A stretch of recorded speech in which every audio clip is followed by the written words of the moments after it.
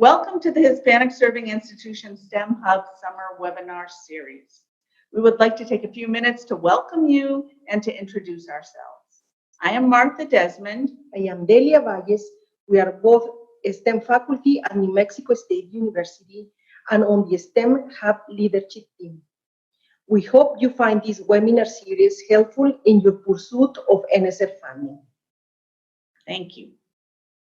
I'd like to welcome you to our fifth webinar of our summer webinar series, Targeting Grantsmanship and Preparing for the NSF HSI Call due in September.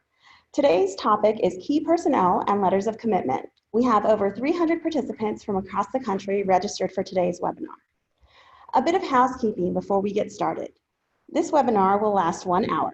Today's webinar has 2 speakers and we anticipate 15 to 20 minutes for questions after the presentations.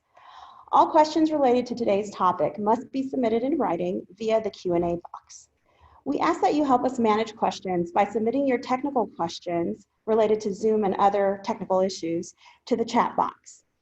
We have an incredible staff, and Mundo Medina is dedicated to monitoring the technical questions during this webinar, and we also have Nicolas Mendez live tweeting. Our handle is at HSI STEM Hub. We invite you to be a part of the discussion on Twitter. There's also an NMSU team consisting of Dr. Desmond, Martha Desmond, and Dr. Delia Valles Rosales, and me, and we're curating questions and reading them at the end of both presentations.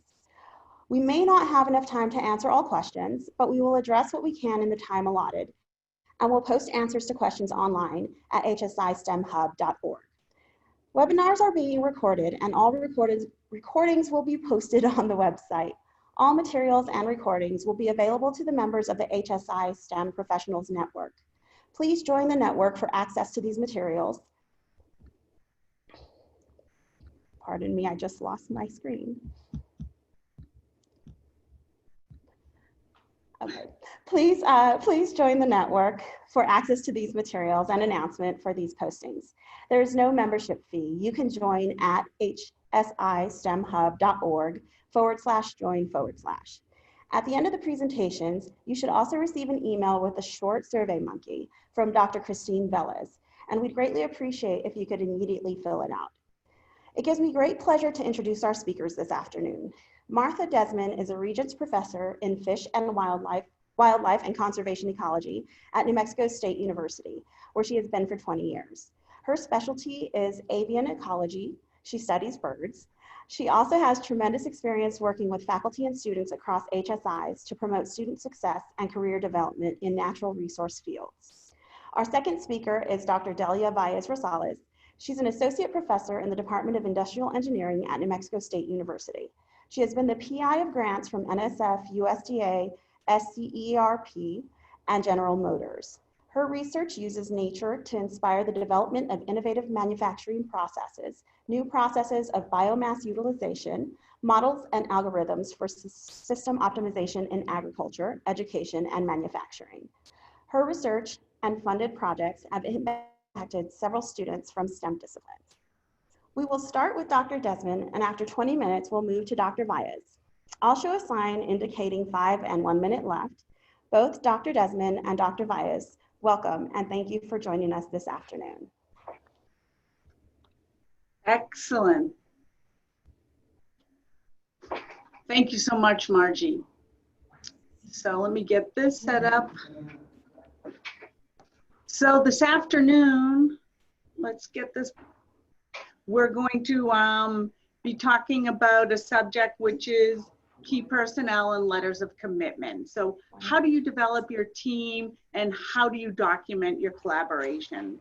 You know, in the past few weeks, we've been talking about framing student success, developing research questions, and today's topic might not be as exciting or as empowering as some of those discussions, but it is equally critical to the success of your proposal.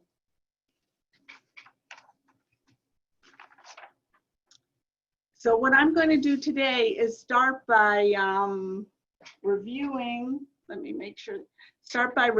NSF HSI solicitation and discuss specific information that's in the solicitation that's related to team development.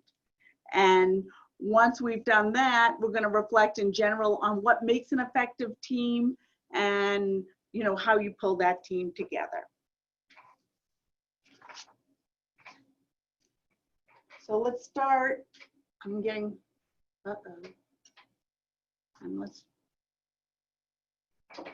so the first thing that's critically important when you're developing a proposal, and it doesn't matter what it's, but any proposal, is that you read the solicitation carefully. And solicitations contain a lot of information, and I find myself that I have to read it 3 or 4 or 5 times, and I go back through it continuously to pick out things that I might be missing.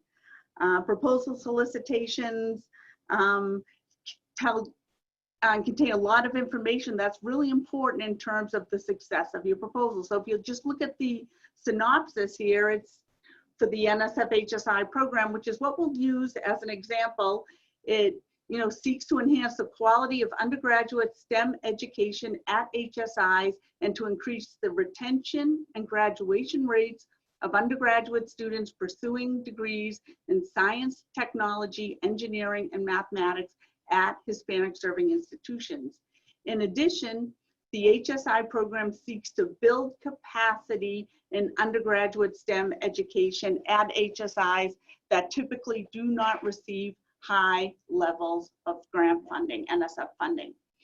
So, you know, when you look at that, you have to think about, what is this telling me about the team of folks that I'm going to put together to build the program? And also, maybe first of all, is this the type of program that I want to be applying to?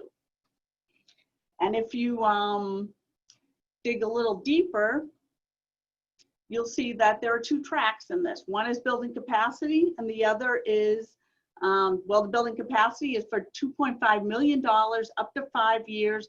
There are 3 priority areas. So this is the type of proposal that's going to require a fairly detailed team. The track 2 proposal is for $300,000 up to 3 years, and it's only open to institutions that have not received NSF funding in 5 years preceding the deadline. So what you can see here is proposals that are track 1, your collaborative proposals in general are going to require a larger team than your track 2. All right, I'm having a little trouble with this. So let's talk first about your track 1, critical transitions. Successful project leadership teams will typically include STEM administrators and those who specialize in higher education issues and processes. The project team should have representation from all institutional partners with explicit roles and responsibilities. There should be evidence of administrative commitment to the project from each institution.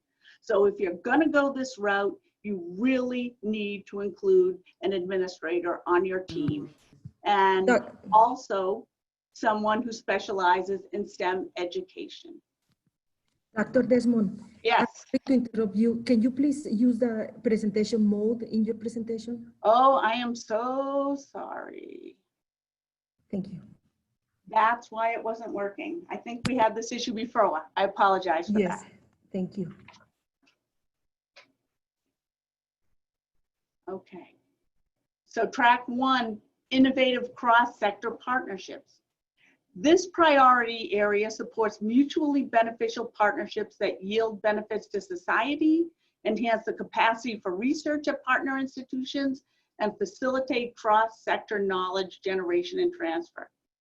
Partners may include industry, government, academic institutions, nonprofit organizations, and local communities. So here what you see is some of these folks are actually going to be part of your team, part of your key personnel, and then some of them are going to be folks that you'll be collaborating with, but may not be your central team. So usually when I do something like this in a proposal, I'll have tables and I'll outline the roles of the different people. If I'm collaborating with nonprofits, if I'm collaborating with industry or agencies, I'll have a table that will list who those folks are and what their roles are. And Dr. Baez will talk a little bit later about how you document some of those collaborations.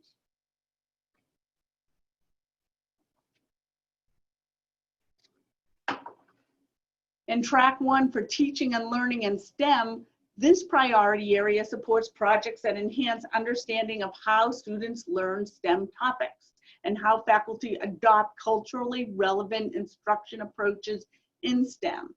So investigators here may consider behavioral, cognitive, affective learning, and social differences, as well as organizational, institutional, or systematic processes that affect student engagement and learning. For these projects, it's expected that the priority area will include investigators, internal or external to your institution, with demonstrated expertise in education research or social science research methods. And if you go through this call, you see over and over again an emphasis on including folks with educational research and social science research methods. So what is that telling you? You really need to have someone, not just in this track, but in any of the tracks with this background on your team. Okay. Now it's working. Okay, for track 2, for HSIs that are new to NSF, here they're targeting institutions that have never received NSF funding or have not received NSF funding for the past 5 years. Track 2 projects will develop evidence-based innovative models that address retention and graduation rates of students pursuing associate and baccalaureate degrees in STEM. These projects can serve as pilots for future track 1. So really what NSF, the goal here is to bring on institutions that previously haven't had the NSF funding and prepare you for to moving on to a larger proposal eventually. So here they say collaborations between currently funded NSF projects and HSI's new to NSF projects are encouraged. Proposers are strongly encouraged to use resources developed by other NSF awardees and to consult with people from these projects or centers. And so saying don't recreate the wheel, work with other folks and work and incorporate some of the things that they've already developed. And I love this quote here that says from a student at California State University, get behind other people's success. Your life was built on other people's dreams, so let's not let them down. And that's true for all of us. What else does this proposal tell us, or this call tell us? Again, inclusion, and this is throughout, inclusion of education research or social science research expertise may be helpful on the project leadership team to provide guidance in research, design, or methodologies, instrument implementation, or development, data analysis, or qualitative research procedures as appropriate.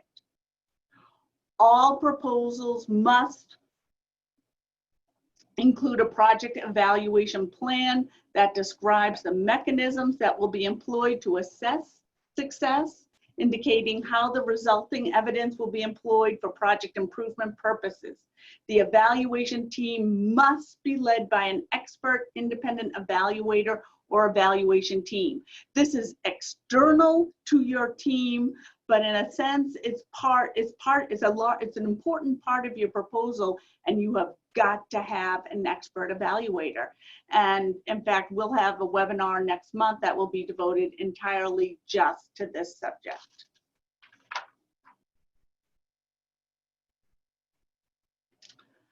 The call also states the project leadership team should reflect the diversity and expertise needed to successfully manage the proposed project.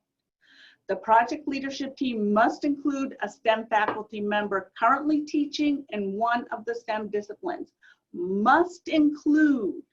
So right there, that tells you you've got to have someone on your team who is currently teaching in a STEM discipline. It is expected that projects will include investigators internal or external to the institution, with demonstrated expertise in education research and or social science research methods. So here it is again, as well as knowledge about STEM programs. Include a description of the responsibilities, qualifications, and level of effort of the key personnel involved in the project. So when I do these large grants, I make a large table, it's often a page long, and include a list of who the key personnel. Some are co-PIs, others are simply key personnel, because you can only have 5 co-PI or 5 PIs on the program. And I list the individuals and I list what the responsibilities are for each individual. What is their role in the project? It's in a table and it's easily accessible and understandable. And also another thing I make sure is, if I have multiple institutions, that I have a key personnel from each institution, so you have buy-in from all of the different institutions you're working with. Some projects also include consultants and advisors, and again, you need to make sure that you lay out what the role of those individuals are as well.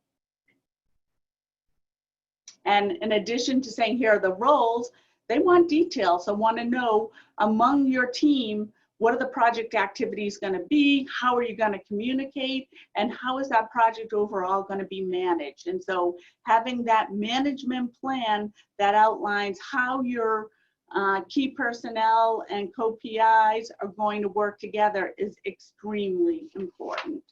Another, I always keep my table in the proposal itself, but another option is there's a section of the proposal that's called facilities and other resources, and you can also put that list in that section that outlines the different roles. Okay. Before you organize your team, and now we're going to move away from this specific call and talk a little bit about your strategy for organizing your team, but I can't emphasize enough, read the call for any proposal and make sure you understand explicitly what they are expecting. All right, so now thinking about your effective team and your strategy for the team, before organize your team, you need to think of strategy. Before you go out and reach out to people and say, hey, do you want to be a part of this? Do you want to be involved? You need to have that vision in your head. So first, think about what the scale of your proposal is. For the NSF call, is it a capacity 1 or a capacity 2? Are you talking greater than $1 million or under $1 million? Because the team that you pull together often will reflect the amount of money that you're requesting. Think about the areas of expertise that are required by the RFPs, so for the solicitation itself, or the nature of what you want to do. Think about the roles to be filled by co-PIs, key personnel, your project evaluation, as well as any consultants and advisors. Does the solicitation require specific representation on your team? And when you're thinking strategy, you also want to think, what's likely to make a difference in this proposal being successful? Will participation from multiple institutions, geographic locations, increase your chance of success? And then also remember, when you're pulling this team together, you truly do need a team. That one person cannot do everything in a large proposal, and you can write a fantastic proposal, but if it's just one person who's the PI, you're going to face an obstacle being funded, because the reviewers are not going to believe that that one individual can do everything.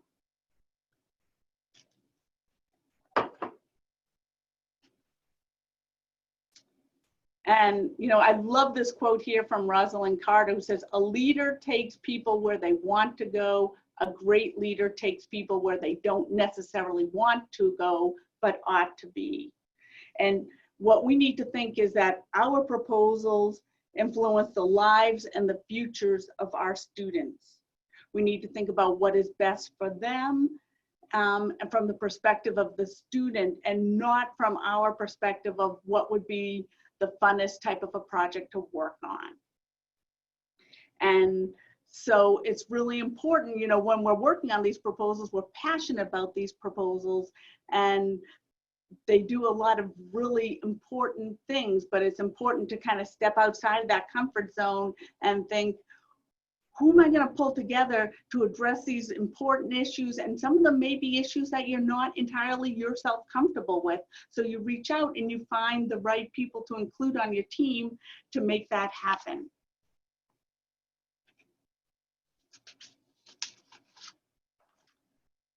So building a strong team takes, you know, it takes leadership. You need to have strong, clear objectives.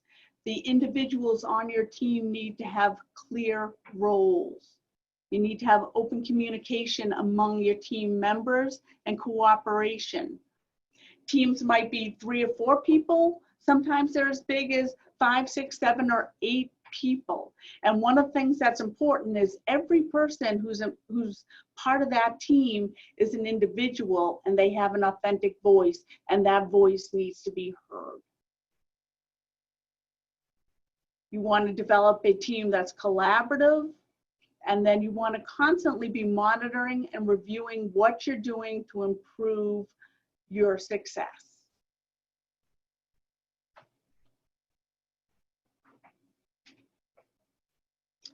And also, many ideas grow better when transplanted into another mind than the one where they sprang up. So someone might have a great idea, but it might be someone else on your team who has the best idea related to how to move that idea forward.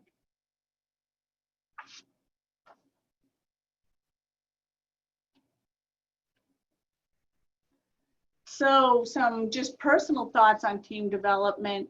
You want to understand team requirements, again, of the proposal, so include people from suggested areas. You want to create a strong and diverse team.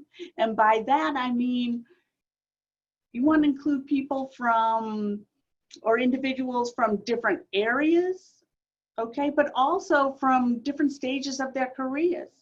If you're a senior faculty, be a mentor. Bring on some new or younger faculty and help them move through these types of proposals and learn how to submit a proposal, and also learn from them.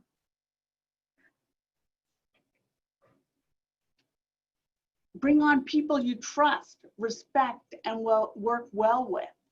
But don't be afraid to take risks. Don't be afraid to reach out and include someone who you don't know, but who you think will add a lot to your team.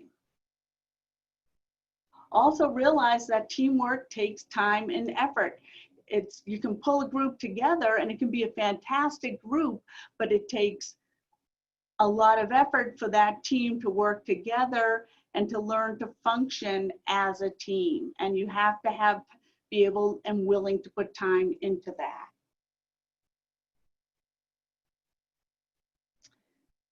And I find a group of people who challenge and inspire you, spend a lot of time with them, and it will change your life. And just remember that when you develop your team, it's not just your other team members that are changing your life, it's also the students that you're working with that are changing your life.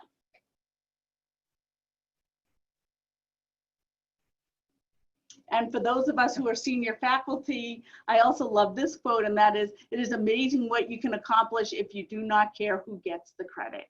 And that's so true. If you're a younger faculty member, then you can't listen to that or pay attention to that. But for those of us who have gone through the tenure and promotion process, I think that's entirely relevant. The last thing that I have to say is, related again, where we've talked about our portal and joining our portal, we have a membership directory and it's searchable by location and expertise. So you can go into that portal, you can say, I'm looking for someone who has expertise in social science in the state of California, or in the state of Texas, or someone who has expertise in botany at an HSI anywhere across the US, and you can pull up individuals who you might then reach out to in terms of collaborating with. We also on our portal have information on STEM evaluation and resources on STEM evaluation, multicultural awareness, and STEM pedagogy. So a number of areas where you can go for references that are going to help you build your proposal and build your team.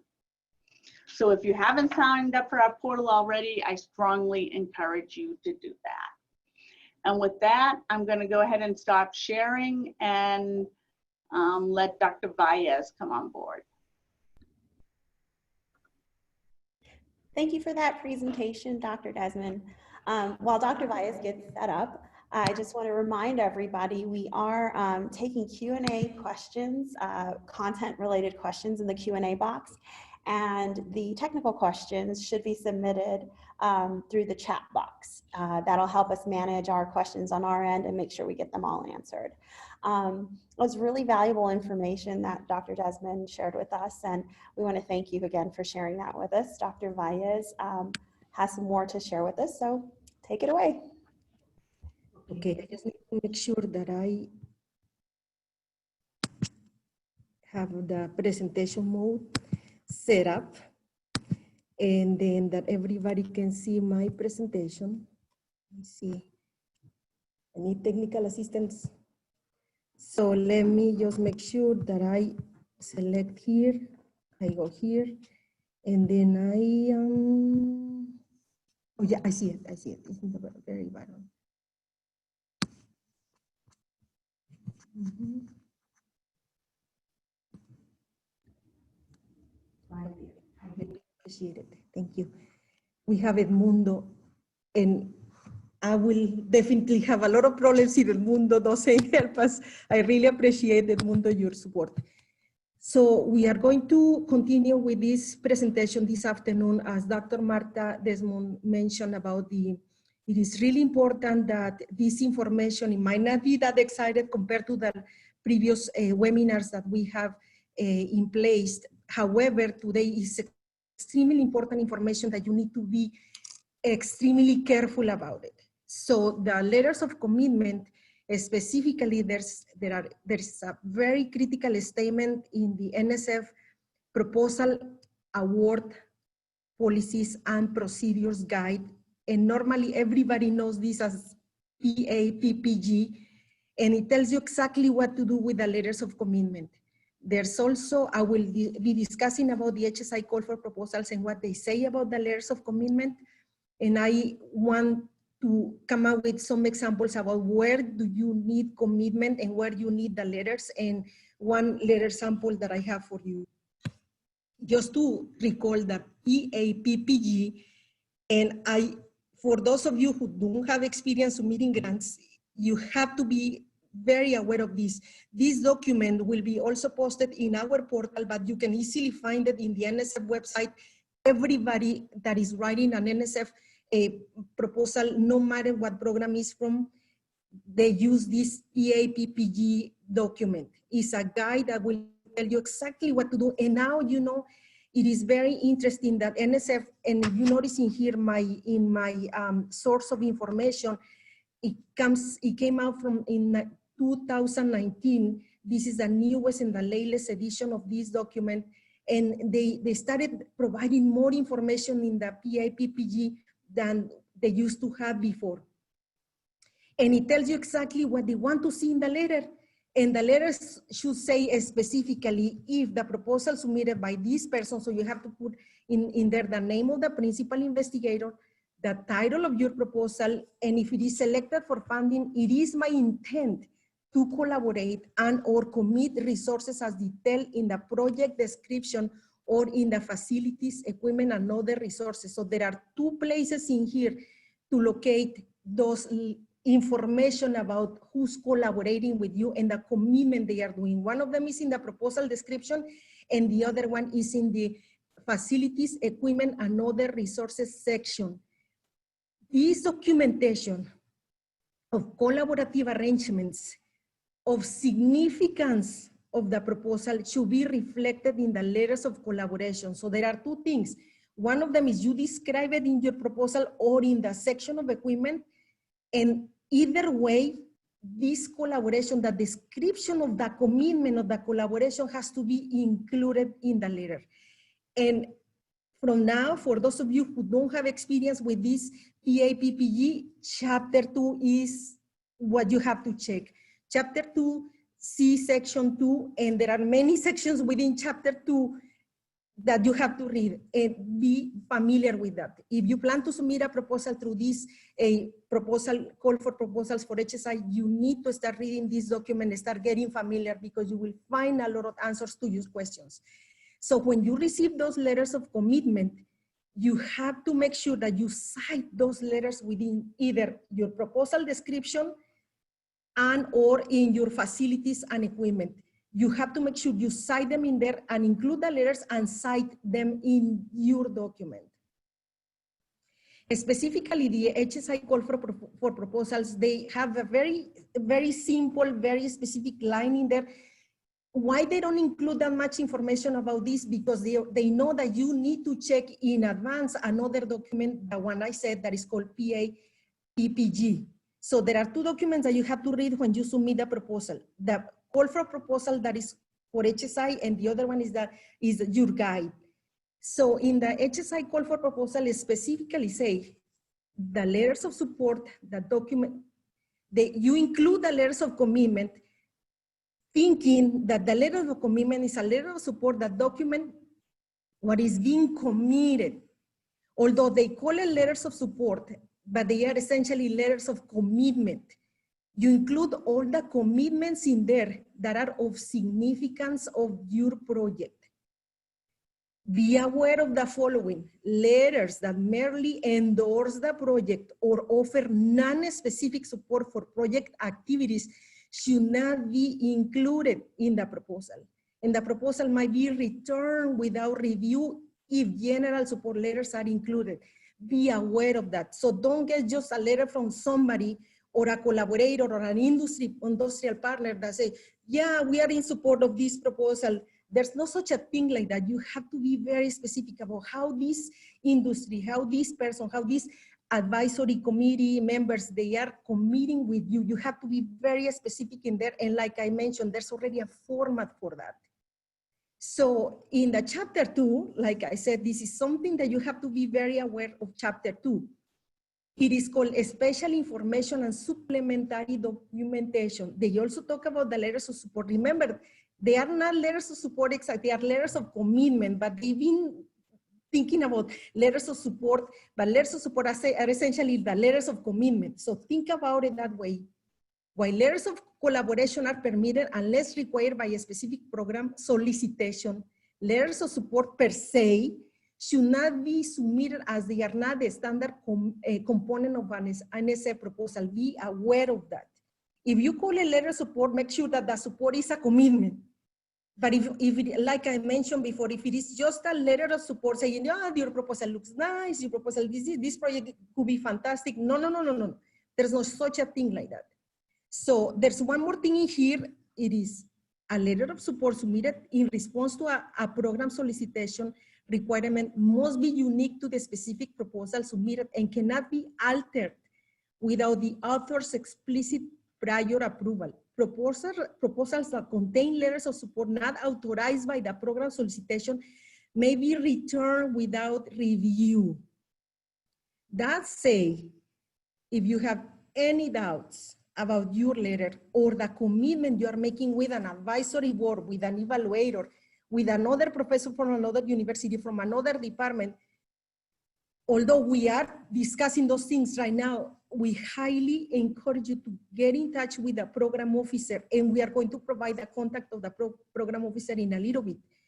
They are the one that they must guide you through this process, and they are the one that will tell you where, if that collaboration is a collaboration, if that collaboration can be actually placed in a letter, and you have to contact them. See, the proposal is due in September, the call for proposal for HSI. we highly encourage you to start working on this right now. So any questions that you might have, you can also contact us as well, but you contact the program officer. The program officer is the one that should. That's why they are there for. They are there to help us and they are there to help you. So contact the program officer in advance. And people, sometimes they get intimidated, or sometimes they think that the program officers don't have time to answer the questions. Guess what? They are there to help you. They are the first step and the first goal that they have is for you to submit proposals, and they are very happy to help you and assist you on that. There's one statement in here that I included that is called cost share. And some letters, sometimes some people, maybe some of you who work in community colleges or at institutions where you require a letter from your department head or your dean, saying that you will be working on, they allow you to work on this project, and not only that, that you probably buy in a class or buy in time, they are cost share. And that can be misinterpreted and they might be considered as cost share. And remember, cost share is not allowed in this solicitation. You gotta be aware of that. So don't make people confused. When you get a letter like that from your department head or your dean saying, yes, she or he will have some time available to work on this proposal, on this project, if they get funded and so on. No, you keep the letter for yourself and don't submit it. If you are still insisting on submitting, it is much better that you contact the program office and say, hey, can I submit this letter? And that's what we have, before you do anything, submitting letters that you think they are collaborative letters or commitment letters, it is much better to contact the program officer. So don't get confused with those letters that might get involved or might be related to cost share. Cost share is not allowed in this kind of solicitation. So any substantial collaboration with individuals not included in the budget should be described in the facilities, equipment, and other resources section. Remember chapter 2. This should be documented in a letter of collaboration from each collaborator. So if this collaboration you are developing is not included in the budget, let's say, maybe, I don't know, I'm just saying that some people might be including maybe an advisory board that you are not paying them for this, which we highly suggest you do that. So if you don't pay that person to do work on this or their services or their time, you need to find a way to include it in the proposal, and there's a way to do that in facilities, equipment, and other sections of that proposal. So such letters should be provided in the supplementary documentation section of the FAST lane. Everybody up to this point, specifically if you're new on submitting proposals, you should know that these proposals, NSF, HSI proposal, like other proposals, you submit them through FAST lane, and that's the high recommendation number 1.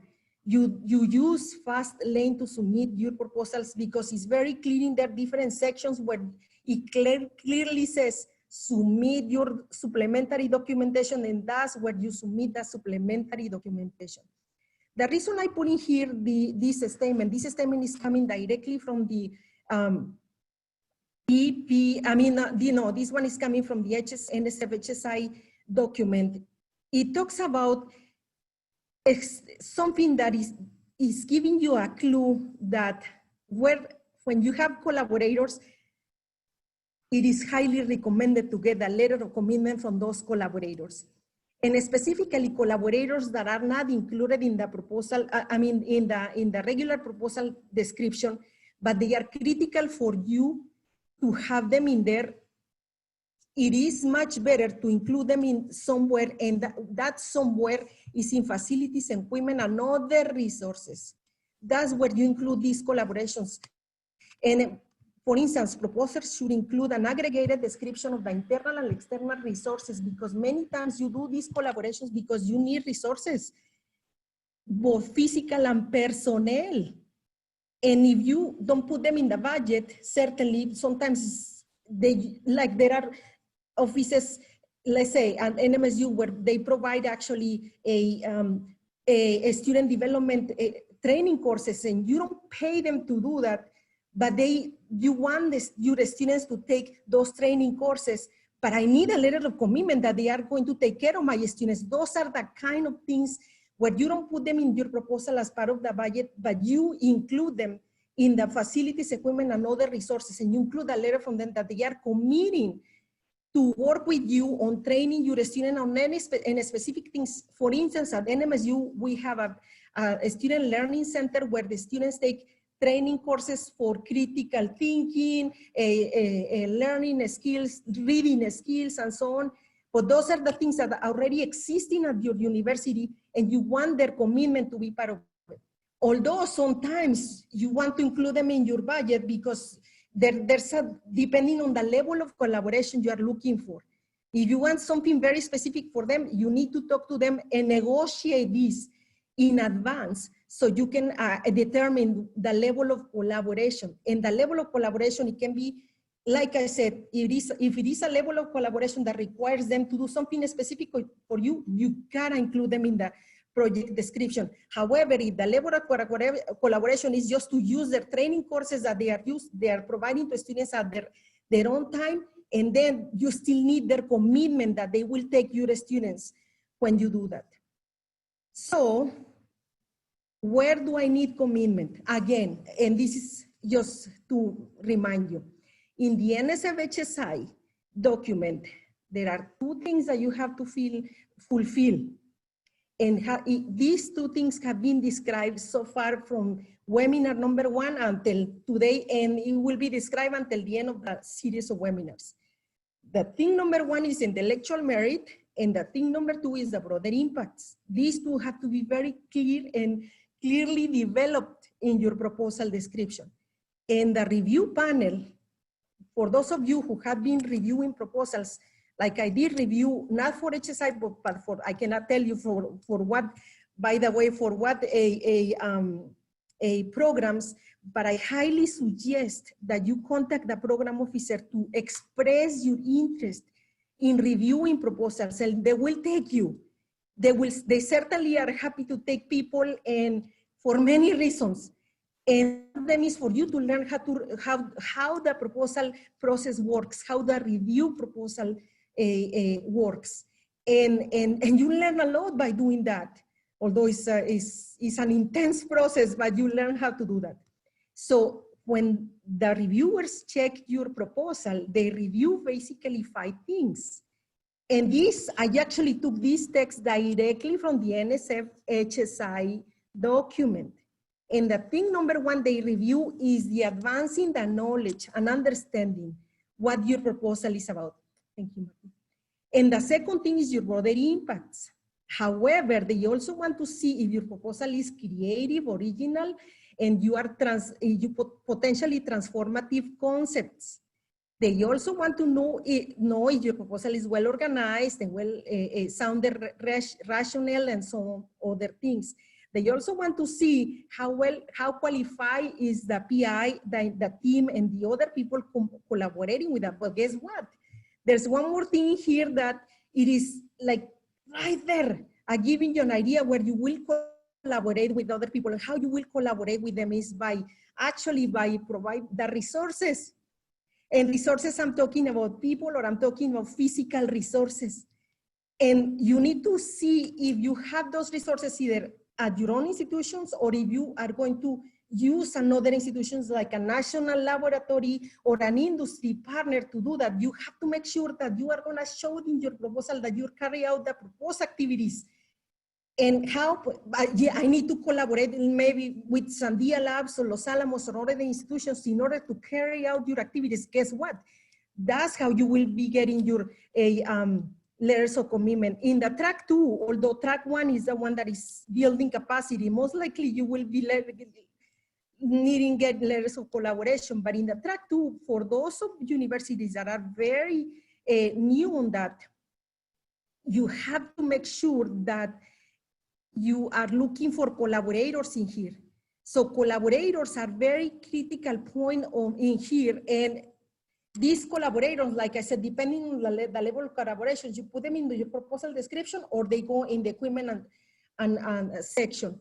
Just to wrap up, these letters include letters of commitment with specific contributions from the participants supporting institutions. A specific say, what do you want from them? How they will collaborate with you. Remember, the letters are a storytelling, telling a story. So you have to say the story, specifically what they will be working with you. And it could be, like I put in here in the very bottom, another statement. It could be a person or a professor. It could be just a service that they provide. It could be just anything, but you have to determine, am I paying for this person to do that? And then it goes to the project description. If you are not paying for that, and then it goes to the equipment and so on. But if you still have doubts, contact the program officer. I'm putting here a very simple letter. Is not coming from the HSI, but it comes from another program from NSF. You provide a template to the collaborators. Don't let them write the letter because they will get lost. They just don't throw the information to them. When you do this, you prepare a template and send them a Word document. This is what I want, please describe it. Don't let them get lost, and then you don't receive those letters on time. And I suggest when you contact them by email or call them and say, I need to have a chat with you, and start telling them about it. Just don't send an email and forget about it. People don't do that, especially when you need collaborations, especially when you need a collaboration that is critical for your proposal. So that will be all for today. And we have an activity for some of you who are interested in collaborating with us. If you can send us through the Q&A box, if you already have collaborations or if you plan to have collaborations in your coming proposal, would you like to mention that? And would you like to describe how you collaborate with them? And if you are willing to do that and share it with everybody, we are very happy to discuss about it. And thank you for attending today's webinar. And before I finish and before Dr. Maribela takes place on this, we would like to provide you with information about the program officers, contact information, the information of Dr. Marta Desmond and I, and Dr. Margie Vela, who is our manager, the program manager. And please join our portal, web portal. I also we like to thank the NSF-HSI program for funding NSF-HSI Hub, and we have the award numbers in here. And just to make sure that everybody understands that the opinions, findings, conclusions, and recommendations expressed in these webinars not necessarily reflect that the views of the National Science Foundation and the other collaborators of this proposal. Thank you. Thank you for that wonderful presentation, Dr. Valles.